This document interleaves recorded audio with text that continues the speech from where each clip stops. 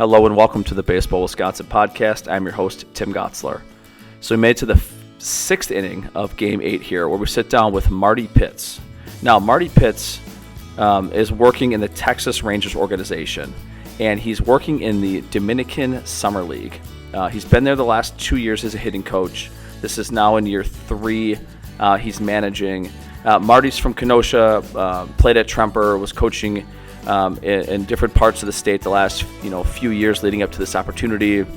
He'll tell this story, but gets this opportunity through the Kenosha Kingfish. And just to me, that the Dominican and the academies and that whole summer league is such like a mystery to me.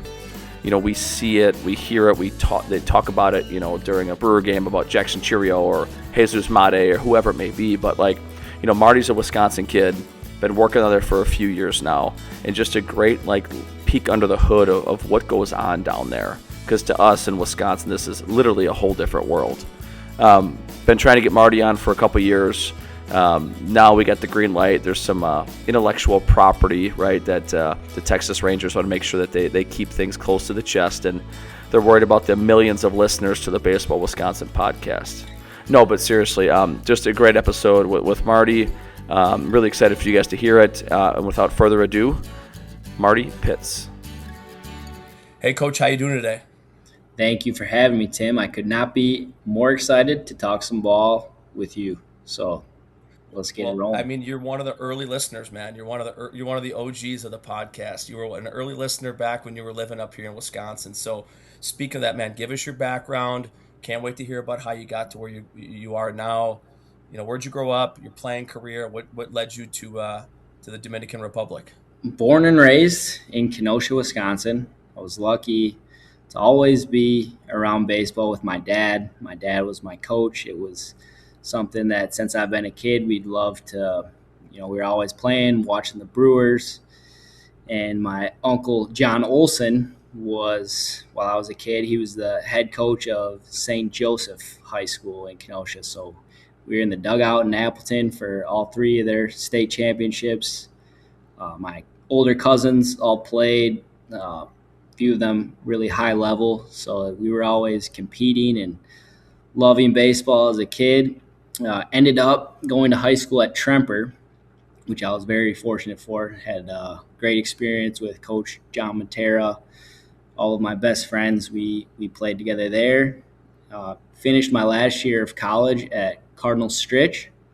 Loved it. Another just amazing experience playing at Stritch for Coach Zoe.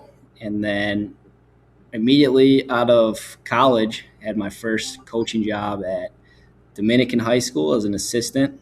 It was an amazing experience because my first year there, the seniors there, they had a new head coach every year until Nate Friday got there. And they didn't have really much success. And our 2 years there, we got to have winning records. We won playoff games, and it was an amazing experience. After that, came home, was an assistant for Mike Schmidt at Indian Trail. Was fortunate to get the opportunity to become a head coach there for 3 years, and then went on to Parkside, UW Parkside, for Sharbs. Amazing guy. I know the future of Parkside baseball is extremely bright with him and CJ and Kuz guiding the program. Did a summer with the Kenosha Kingfish as a hitting coach. Another just blessed opportunity to be a summer in the Northwoods League. And then I started here with the Rangers down the DR2. This will be my 3rd season. My first 2 years were primarily spent as a hitting coach. And now this coming year, my main focus is managing. So just been so lucky with amazing people to be with from playing side, meeting my best friends through baseball. I'm a baseball junkie. I mean, my best friends, my best memories have always come in the lane of baseball. And now to be working with amazing people, the Rangers, it's just I'm lucky. I feel extremely lucky every day. All right. Well, I mean, unbelievable journey, and obviously we cross paths, along those ways. But I'll go back to you as a player. What kind of player were you? Give us a scouting report of you as a player, and like give yourself like a major league comp. If you had to describe your game to someone who just watches Major League Baseball, what type of player were you? And then, do you think that influences who you became as a coach? Well, I don't know if there was any Major League Baseball players, second baseman that had bricks for feet, but physically, very very average player. I'd like to think that I was not an average teammate. So I think the style of which I played always was very competitive. I loved baseball. As I said, it's always been my life. So I want to say Dustin Pedroia with substantially worse feet. Well, so when people think of Pedroia, they think of all the Pedroia-isms, right? And that whole era which they played in, and he was so much of the backbone of those teams, and that grit, and that Boston tough and everything else. It doesn't shock me that a guy like that goes into coaching. You talked about growing up, being around the game, being in the dugout at Appleton for state championships. You get the itch to coach, become a teacher, but many stops along the way, right? So like, what are some of those lessons you learned when you first got started? Obviously, those early days, you're getting introduced to different levels of baseball. What are some of the big lessons you learned at coaching stops along the way? Oof, great question. I definitely still see myself as a young coach that is a sponge mentality, trying to just learn from every great person that I'm fortunate to come across, especially with the Rangers. But I think it goes back to just, you want to be structured. You want to always have a plan. But you do need to be willing to have adjustability. And I think there's a borderline of being prepared and, you're bought into a process. And there's a leash there of being willing to adapt and kind of observe as, not even just when you're in a game. In the game, you're always looking to adjust and you're taking in what the game is giving you. But that's going in the day-to-day with a practice. You always want to have a structured and organized practice plan. But I think the more years that I do this with coaching, it's some of the most winning moments are when something maybe, you get rain in a practice and you think of a way to, get some intent and adjust and really get a successful practice out of something that you couldn't prepare for. So the adjustability piece is, I think, the biggest thing that you learn with time, the more you coach. Well, and you've been working with this age group for a long time. Now, different part of the world, different weather, different temperature, the whole deal, different cultural experience as well. And I want to hear all about it. So we're just going to go right ahead to, your role now. You teased a little bit. You spent a couple years on the hitting side. And not that you're off the hitters by now, but you're in a managerial role. So let's go back to maybe year one. You've done a fantastic job getting yourself in this position. You moved down to the academy. This is like a mythical world to us who aren't in it. You see stories, a segment of a Brewer game, a segment of a, really cool story, a kid from the Dominican or whatever it may be. But like, lay it out for us. What does it look like? Describe it to someone who's never been there. Well, international players have a different route than American players because, as you know, there's no draft and they can sign when they're 16. So a month ago, middle of January, we had what was signing day. That's where teams can sign amateur players and they now become professionals at 16. At the academy here, we have, it ranges on the camp or the season, but we'll have around 65 total players that are in the ages of 16, some older in their 20s. But they're basically year-round, on and off, training at the academy, and we'll have winter camps and extended spring training. And then our season runs from beginning of June to middle of August. So it's a relatively short DSL season, but we're getting players when they are 16 years old. Some players we get for a year and they're off to Arizona. Some players we've had for a couple years that are just still working on development and at the academy, it's not just baseball. They're lifting, they're learning English. It's a holistic way of development that getting these guys to go from 16-year-old boys into strong men that are ready to go off to the States and keep developing as baseball players. Well, you hit it right in the head, right? Like many who listen to this episode are, Wisconsin guys just like me and you. The calendar's pretty predictable.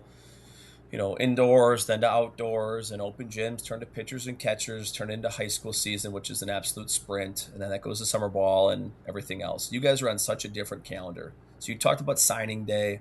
You get these 65-ish guys, into the facility, into the complex. What does a day in the life look like for the players? And then what does a day in the life look like for you guys as coaches? It depends on the type of year. Right now it's more of a build-up, getting guys ready to play games and go off to spring training. But the calendar is much earlier days here. So for me and the other coaches, we'll start our day as early as 5 o'clock, and we're not on the field at 5 o'clock. But my personal day is, I'll get up early. I like to walk around the field, and either some form of exercise, prepare myself for some meetings or whatever we have going on that day. And then around 9 o'clock, players are cycling through on-field work, lifting. If there's games, live EPs that day. It really just depends on the days. And then they're usually wrapping up their days with English class. So there's teachers that come into the complex. We're lucky to have classrooms on the complex. So they're able to go through English class, and the day is it's a lot of work, but it's very, very rewarding as we see guys just continuing to get better and better, physically to mentally. Well, I think what most people don't understand is, right, it's a whole team. There's so many dozens and dozens and dozens of adults, right, that are coaching these kids, setting the schedule. Like, so in your role down in the DSL, like, who sets the agenda for the day? Whose role is that, and how do all the pieces fit in? Give us kind of the hierarchy of the organization from your perspective. Well, we have initiatives that we're working on for this level. Every level is different. That's organization wide. We're aligned from top down, from the States down here. As far as the day-to-day schedule here, myself along with two other leaders at the complex, we're just evaluating, communicating with S&C, kind of how much wear and tear the guys are going throughout the week. If it can be a heavier day on the field or it's a lighter day. It really is set on just how the players are feeling and reacting. So there's feel that comes with that. We're not going to burn guys out. Obviously, in January, you got to be smart. And there's a build up to the base running progressions to being ready to go on the field. But it's a lot of communication and collaboration is what it comes down to. Well, and as we record this, it's February 18th. Like you said, you're still kind of build-up phase, but it sounds like you guys are also getting pretty close to some lives, live ABs, some live scrimmages. What does that environment look like? Are you guys inter-squatting early and then you go find other organizations? Is that an afternoon thing? Kind of what does that all look like? Yeah, later as we get closer to extended spring training, for our schedule, our extended spring training is a little bit later, early April to June. We'll be again building up, ready to play some inter squads.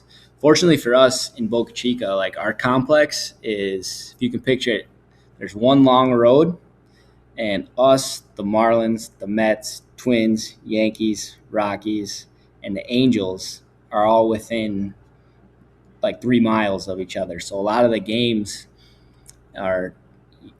they get on a bus and they're there in 3 minutes. So as we get later into the calendar year, when we're playing inter squads at around 11 noonish, practicing before the day, and then you get into games, the travel is very low maintenance in the DSL. Every complex is right there. And funny actually too, my Little League teammate, Nathan McCullis, with the Marlins. He's an outfield coordinator. Their complex is neighboring to ours.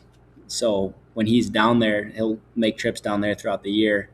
We'll see each other through the fence, and it's kind of like a moment of, baseball can sure take you to the craziest places, because there's one of my good friends and little league teammate literally right next door to us in the DR. Just two kids from Kenosha. Yeah. Landing their routes in the Boca Chica. That's unbelievable. Well, one thing that continues to intrigue me, as I do these episodes more and you learn more about the industry, right, is what success looks like, and if you're at the highest levels of college baseball or professional baseball, or at any other level, like, jobs are so different, and even for you, as your role has evolved over time, winning a DSL championship. I don't know what does success look like for you guys? Is it just player development? Yeah. So if I ask you, what does success look like? How about as a hitting coach first, and now in this managerial role? Yeah, success. There's no question that we need to see players get better. That's the ultimate goal, is players getting better. Now, there's a lot of ways that they get better. It's offensively, they have a goal to do X better and Y better, and then as a baseball player, mentally, are they learning how to play the game the right way? Are they hustling? Are they knowing how to back up a base? I mean, there's a variety of ways to see. I think ultimately it comes back, as a coach, your job to be successful is to maintain or instill confidence in players. So from the hitting side, I think we've had a lot of success the last 2 years, because we've created an environment that allows players to be confident, get better. And fortunately, the last 2 years, we've been lucky to have a lot of really good players. So offensively, we've had success in a lot of different categories. But I think as a coach, to have success and see players get better, it starts with just instilling and maintaining. If a player comes in confident in a really good spot, is your practice environment, are you enthusiastic? Are you showing that you care? Are you creating a daily environment that is going to lead to players being able to go out in the season and perform? So that to me is how you'd see success on the hitting side. Well, and you just have, this time with them, right? They're in professional baseball, right? They are signed players living on site. Like, obviously you guys set the structure, you got to read the room a little bit, you set the plan, but everything's a build-up. Like you said, you don't need them to be an all-star right now. You don't need to elevate them to the big leagues yet. They're 16, 17. Like you said, these are young guys. So it's probably a little bit of a slow burn, when you think about what you need the long game to be. So what are you guys using in your environment? Is eye test, of course. You talk about different categories. I mean, if I ask someone, what's a successful hitter look like, or how does it profile on a piece of paper, you might get a million different answers. Mm-hmm. So as I ask you that, what does success look like in what categories? Well, I got to be careful what I say, because there's stuff I got to keep. I'll give you an example of a successful player and a successful environment. An environment that is successful is players want to come to. I think it's as simple as that. And I think they know that it's going to be an environment where it's going to be structured from the coaching perspective. It's going to be consistent. They know what they're going to get. I think as a hitting coach, I've been fortunate to work with Wilton Veras, has experience playing in the big leagues. He's been coaching for several years. His son is with the White Sox right now. He was a big league invite to spring training, so a lot of experience there. Being able to watch how he has conversations with hitters, how knowing what to give and how to go about giving the messaging is players, when they come in, they know what the intent, what we're trying to get out of the day, and they're able to just flourish, because baseball is supposed to be fun. They're coming into an environment to work and working hard and having success is fun. Now, a good player, I think there's different types of players. It starts with them having self-identity, knowing what kind of hitter they are. Some guys are going to slug more than others. Some guys are going to rely on squaring up the ball more than others, even if they're not impacting it as hard. So I think it's case by case. But if you're looking at a prototypical hitter, we want them to know how to have an at bat, know how to hit for your team, recognize situations. If there's a runner on third base, are you going to look at a fastball in the middle? Like, what's the game giving you? So guiding them how to be a baseball player and know situations of games, look as the game's going on, like what is the pitcher giving you? Is there a specific spot that he's missing? Is his sinker playing really hard, so we've hit it on the ground quite a few times? So are we going to make an adjustment, try to get under it? Guiding them to be baseball players and think. Well, it only took me 16 minutes to get you told a company line, so I apologize. I thought it happened a little bit sooner. Okay. That's okay. But no, one thing you did mention that I'd love to chime in on. Well, it's two things. Number one, you talked about like situational baseball, right? I think sometimes us as high school coaches, right, that's what we think about as situational baseball. It's 34 degrees. You're getting dominated on the mound. You got to play for a run, and then you go turn the TV on at night and watch a big league game, and it's OPS plus. It's guys are throwing fuel and guys are hitting doubles and tanks. Like, it's just like a different game. So I often wonder, even at the lowest levels, the youngest levels of the minor leagues, like, organizational philosophy about like, how are we trying to train hitters? Do we need them to be situational and have pop? Do we need them to just be able to swing out of their shoes because that's all that play is going to get them elevated? Or is it a case by case basis? No, it's teaching guys how to play baseball. I mean, I think situational hitting it's a part of being a teammate. You want to teach guys how to be good teammates, and that's a priority, is teaching them how to be a part of a good team that plays for each other and that isn't selfish baseball. So situational hitting, what is situational hitting? We got to guide them to learn that and be able to have the ability to slow the game down and recognize what the game is giving you.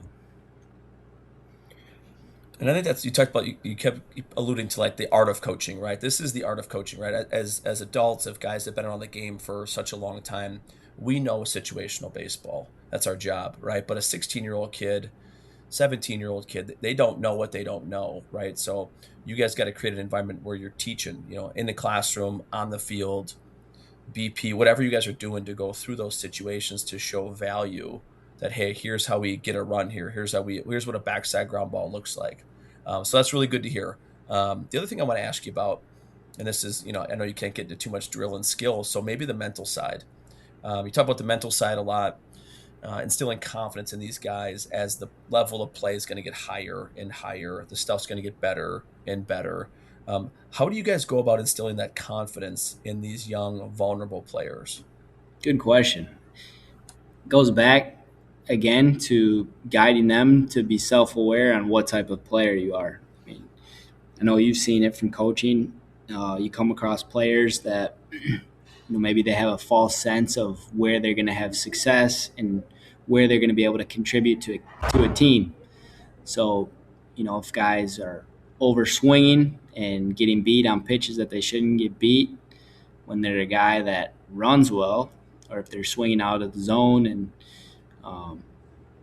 missing out on opportunities where they can get on base and steal, I think confidence comes when they're self-aware on what their strengths are and what their weaknesses are, because the best thing you can do is tell players the truth.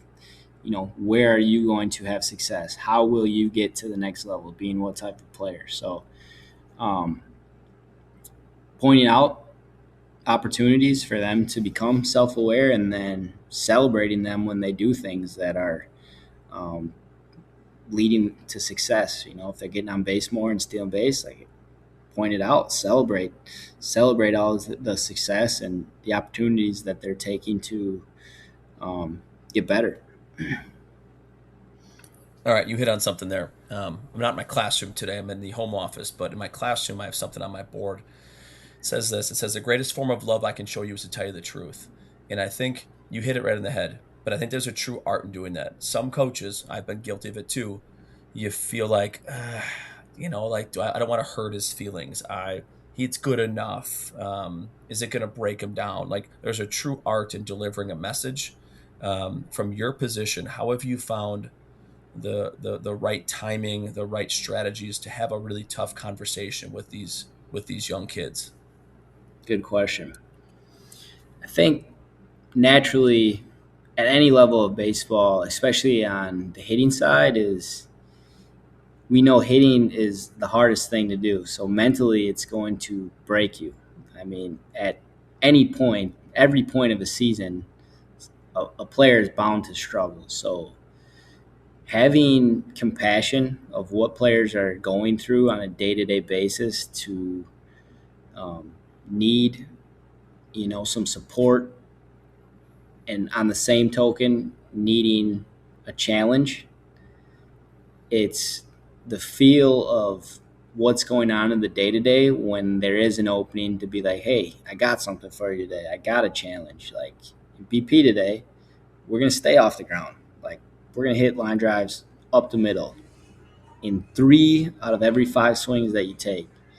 And maybe, that kid today runs with that and is engaged and is focused, and it translates to the game. Maybe it doesn't. It's always the players that are the ones ultimately that are having success. But it goes back to just recognizing the opportunities of like, hey, you're struggling, but today in the competition, swing look good. You're barreling it up.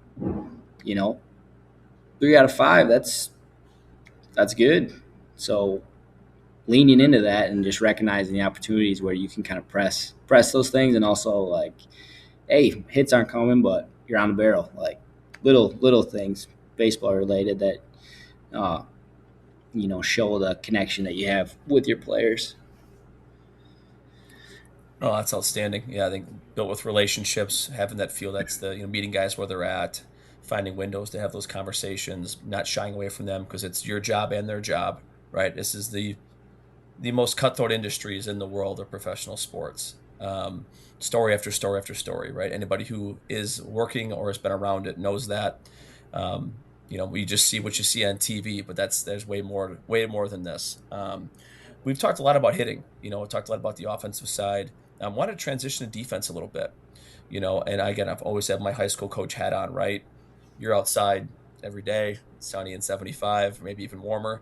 You get in your season, but you're outside on the field, defense. What are, maybe start in the outfield? What are some things that you're seeing with deficiencies in young players? How are you training it?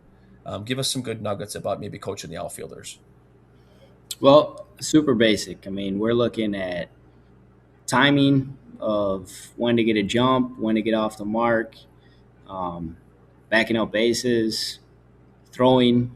How can we have an accurate arm if we don't, working on arm strength? Like it's super basic when it comes to defensive fundamentals, but it really starts with just an intentional practice plan of what we're trying to get done every day. When we're playing a game, are we working in between innings? Are we never allowing ourselves as a group to become unintentional? So I think that's when we're talking defense, it's really just hammering the basics, playing hard, playing the right way, teaching these guys even as far as how to pick each other up in between innings, like be very basic. So I love it. It's a blast every day, and it's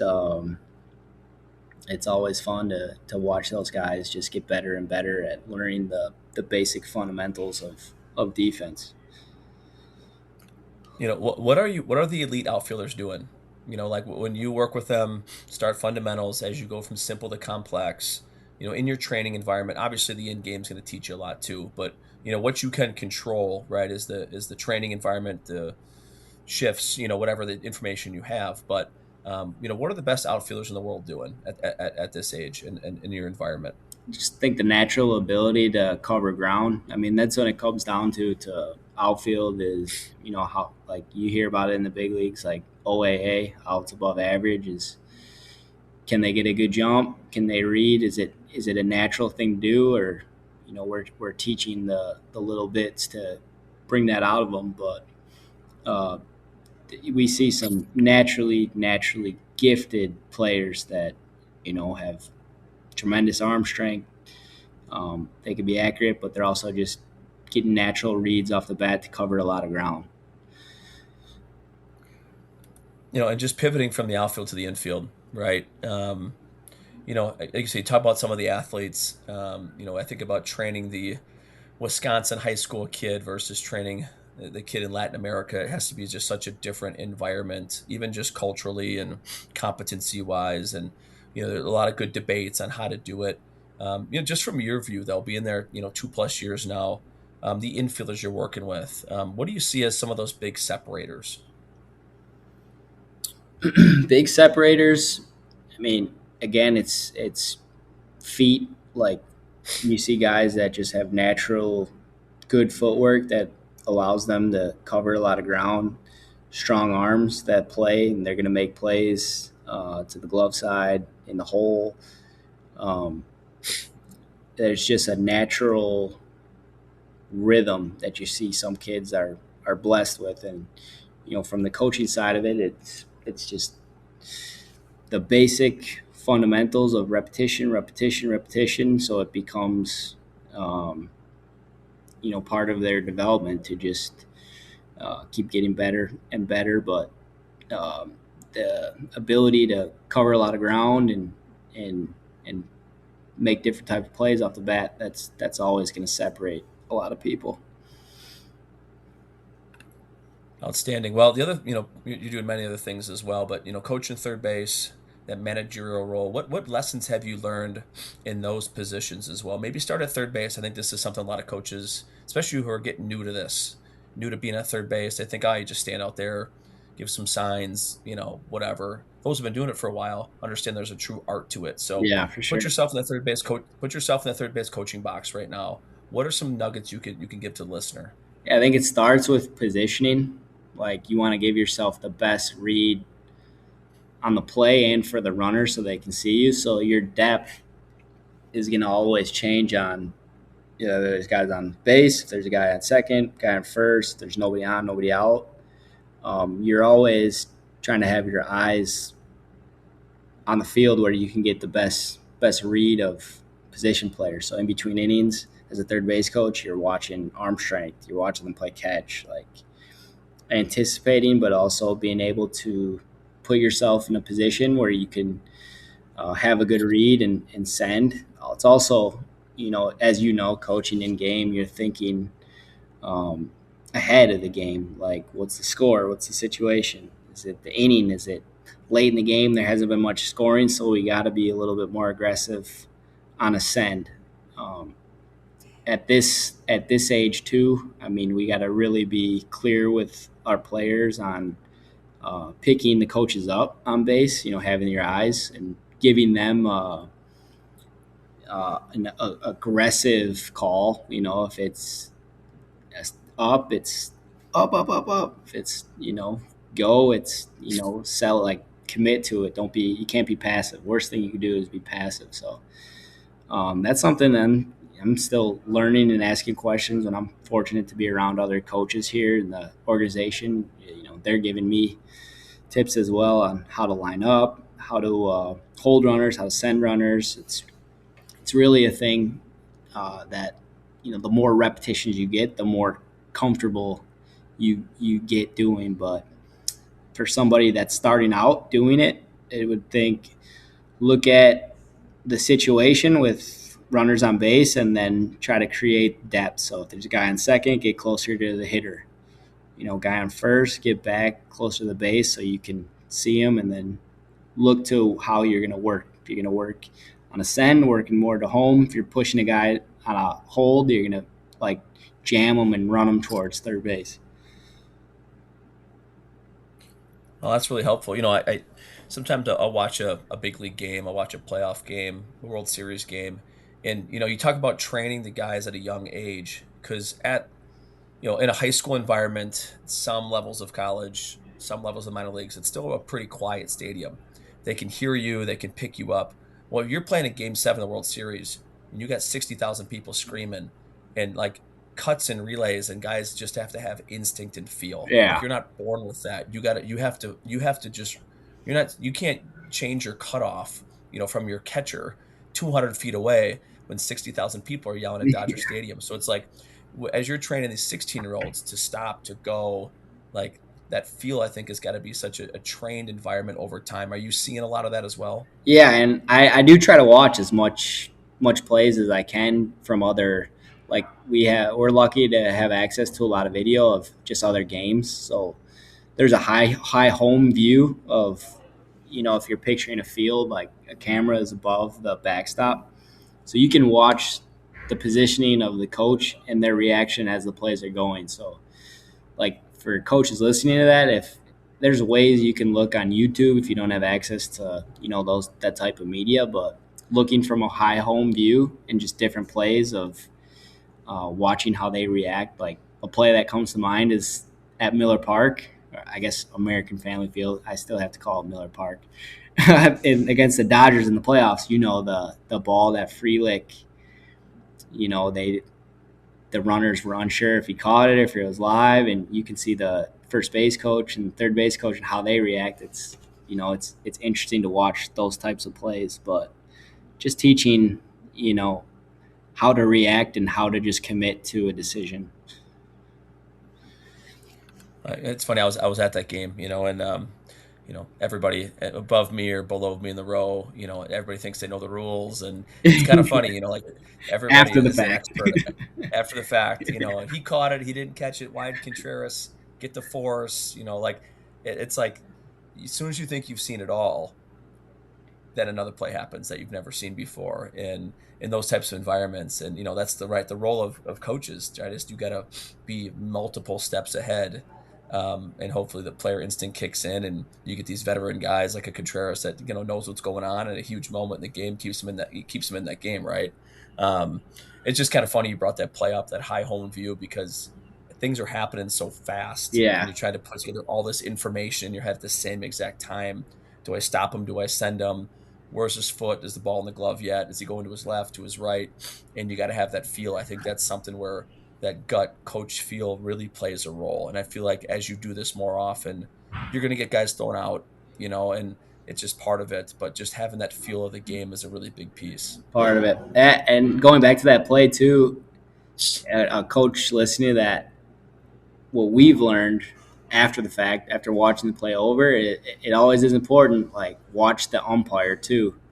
If you don't know what is going on, like find the field umpire, and they have to make a call. If they don't make the call, then it's on them. So, it looked like when people are wondering, like, did he catch it? Did he catch it? Like, the answer is with the umpire. So that always is something you can train yourself. If there's a catch, you don't know if he caught it or anything, like look to the umpire.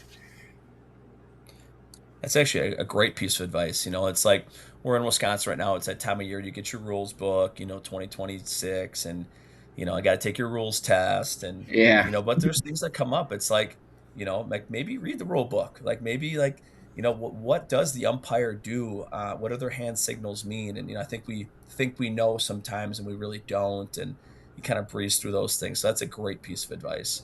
Other question I had for you, like, it just kind of thinking about all the roles you've been in here, especially the last 2.5 years, man, like knowing what you know now, and I hope that you get to do this for as long as you want and wherever this world takes you. But like, if you were going back to take over a high school baseball program in the state of Wisconsin, you move back, you get a new job, you have all these new experiences.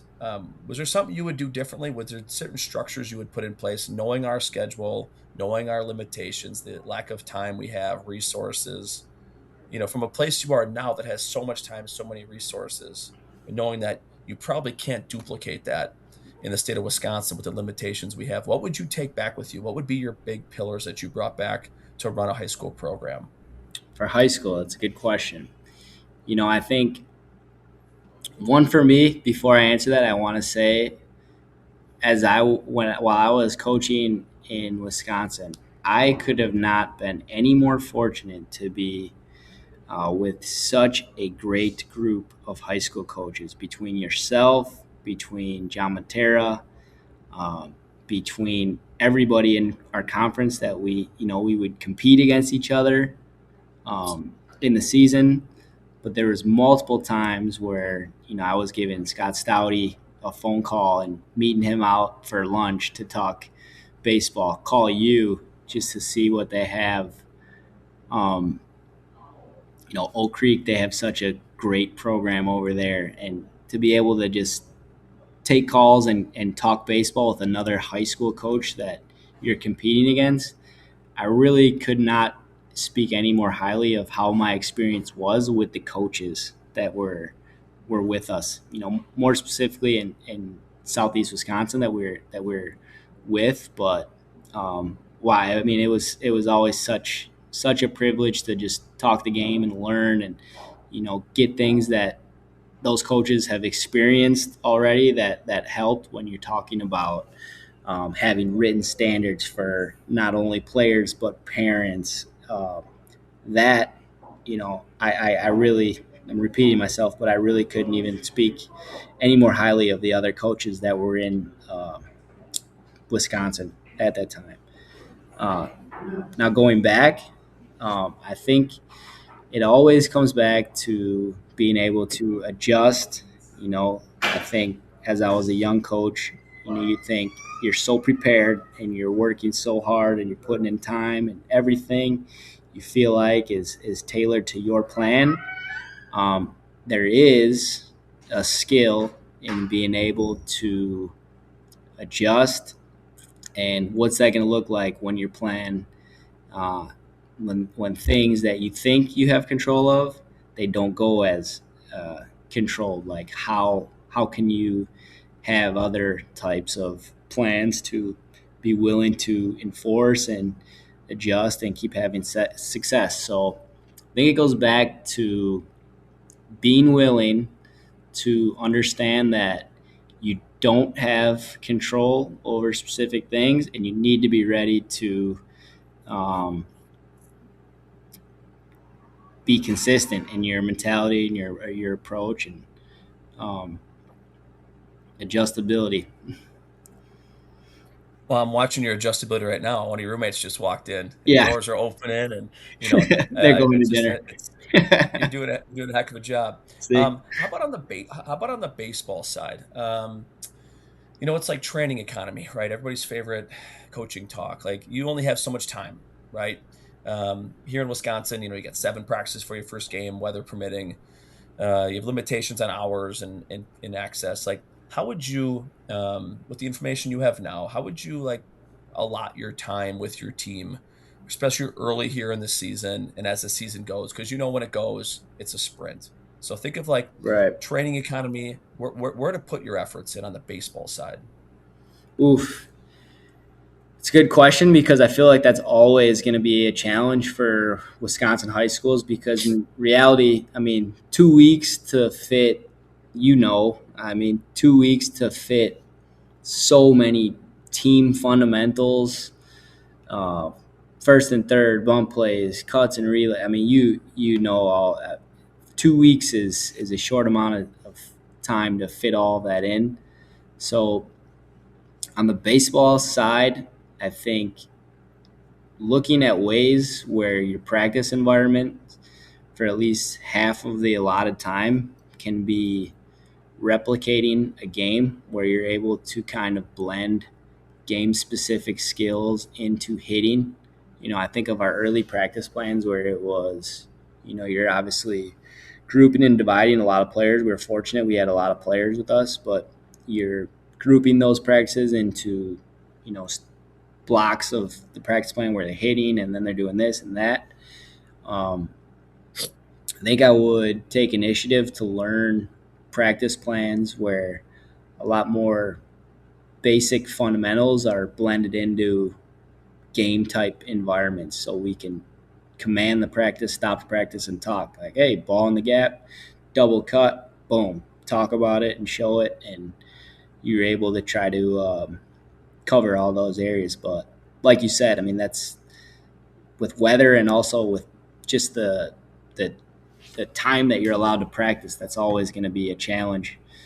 And when you get to the season, you're playing. How many days a week with one or two practices mixed in. It's with workload and everything to be able to go in the classroom and watch. Think there's you guys film your games on Game Changer? Some guys do. Some guys are using a huddle camera. There's definitely ways to do it. Even within the game changer world, there's variants of good video. I would say most guys aren't in regards to like Yeah, I think it's besides hard. just a backstop view just for a parent that's tuning in that's unable Yeah, to attend. But I don't think in an evaluation type.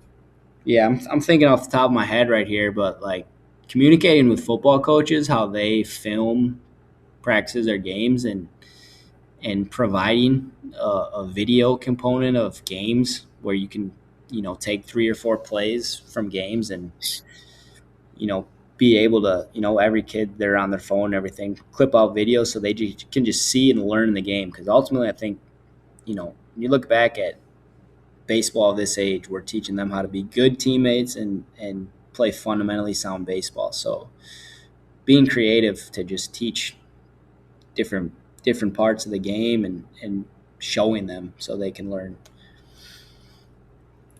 That's outstanding. Well, hey, just peeked up at the time. I want to get to a couple more questions here. We're at the 45-minute mark. I just kind of, you gave us so much already, but one thing I want to go back to is you mentioned some of the leaders that you've been around. You played for Johnny Matera, and then, you went out at the college level, you started coaching high school, and now you've been exposed at the collegiate, now the professional level, to some phenomenal leaders. What's some of the best leadership advice you've got, maybe directly, or things that you've learned, from leaders that you've watched operate in their own space? Yeah. Well, I keep repeating myself, but I really have been so fortunate, especially the last 3 years, to be around so many great leaders that model what it is that they do. And I think it comes back to trusting your staff, being willing to delegate things, and as a leader, advice. It all comes down to loving what you do, and when you're enthusiastic, and when you're making people um, recognize and that what they're contributing and making them feel part of it that they're doing.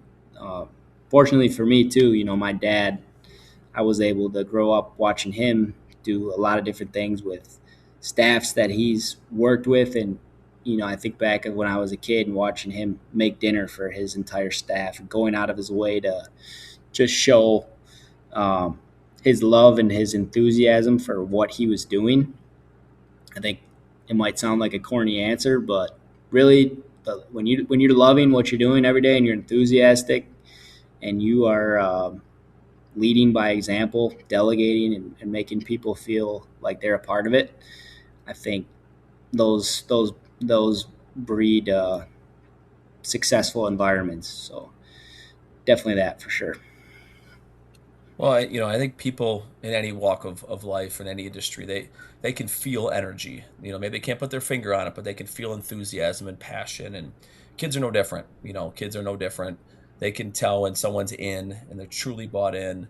And I got to imagine in your world, right, where it's can be so transactional.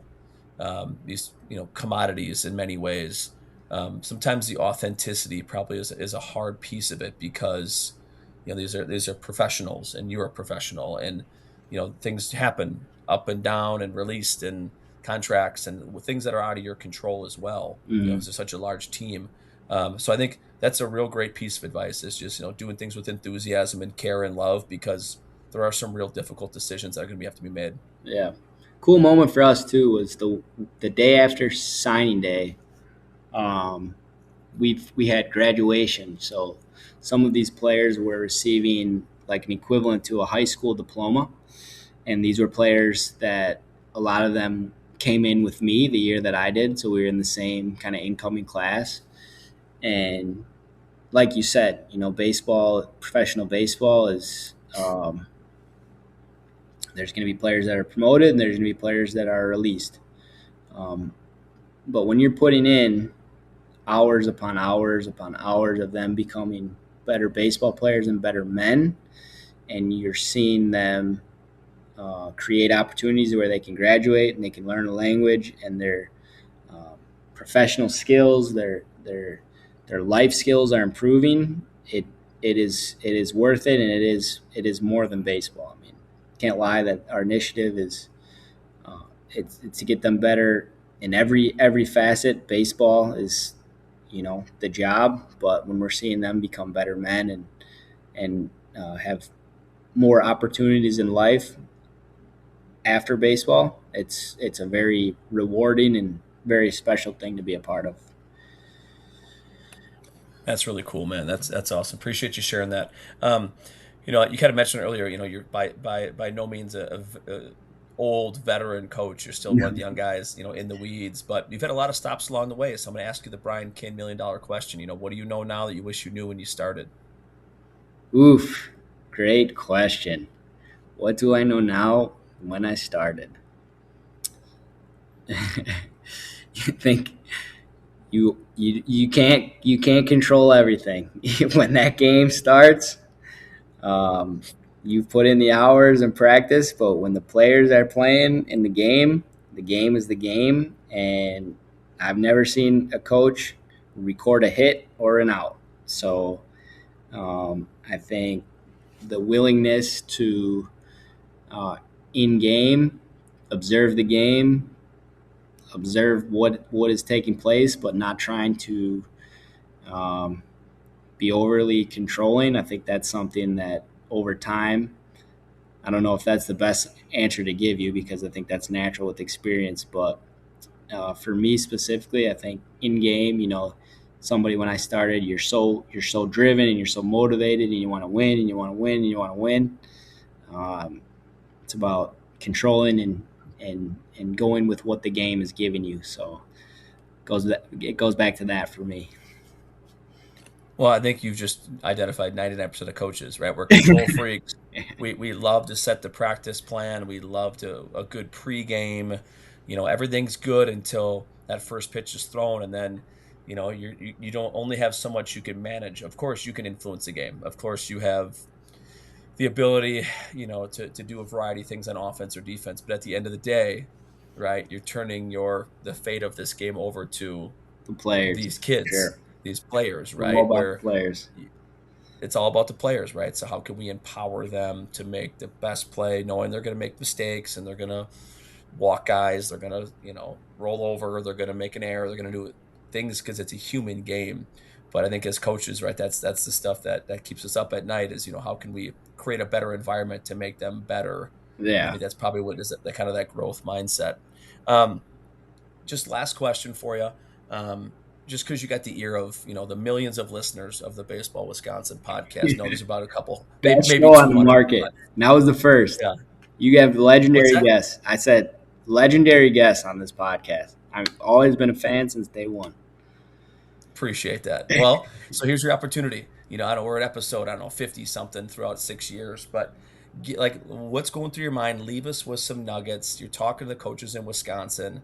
I'm going to cut my mic and you just roll us out of here for as long as you want. Awesome. Well, baseball is the best game on the planet. Us as coaches, we are fortunate every single day to still be involved in the game.